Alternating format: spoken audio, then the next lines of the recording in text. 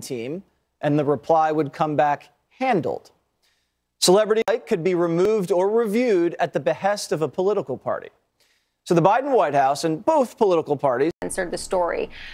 So it says, per checking, the user was bounced by site integrity for violating our hacked materials policy, adding them here for further insights and guidance.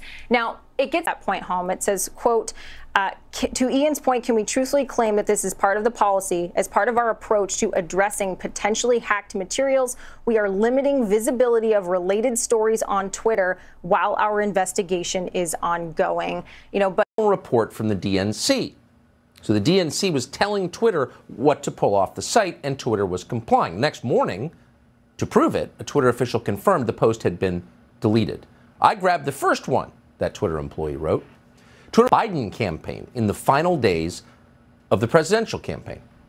One of the documents proves that officials on the Biden team routinely directed Twitter to remove posts that reflected poorly on Joe Biden. Quote, more to review from the Biden team, read one internal email from a Twitter employee just days before the 2020 election.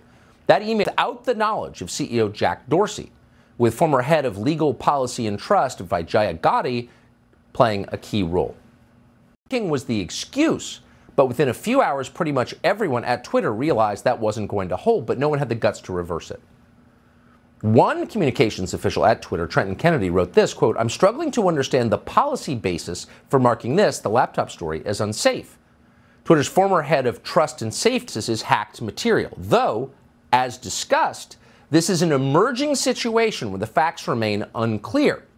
Given the severe risks here, and the lessons of 2016, meaning Trump could get elected, we're erring on the side of including a warning and preventing this content from being amplified. Truthfully claim this is part of the policy. In other words, is this consistent with the rules? It seems to be a violation of the First Amendment principles. And I say this as a total Biden partisan. But he was completely blown off. Twitter, a list of Twitter accounts to, quote, review. And Twitter knew exactly what to do next. Twitter removed those tweets permanently. All of this, by the way, was signed off on Jim Baker, who had been a high-level FBI official who somehow wound up as the general counsel of Twitter.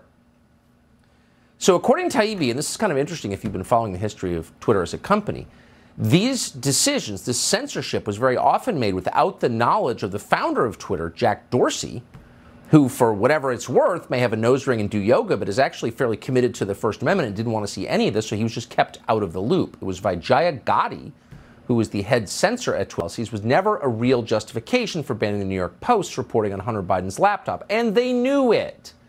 Under Twitter's own stated rules, they would need, quote, official law enforcement finding of a hack to invoke that policy, says Taibbi. This is just one part of the Twitter file. President Biden, all of your Stasi little operatives in the DNC who have targeted American citizens, have you, Mr. President, have all of you at last no shame?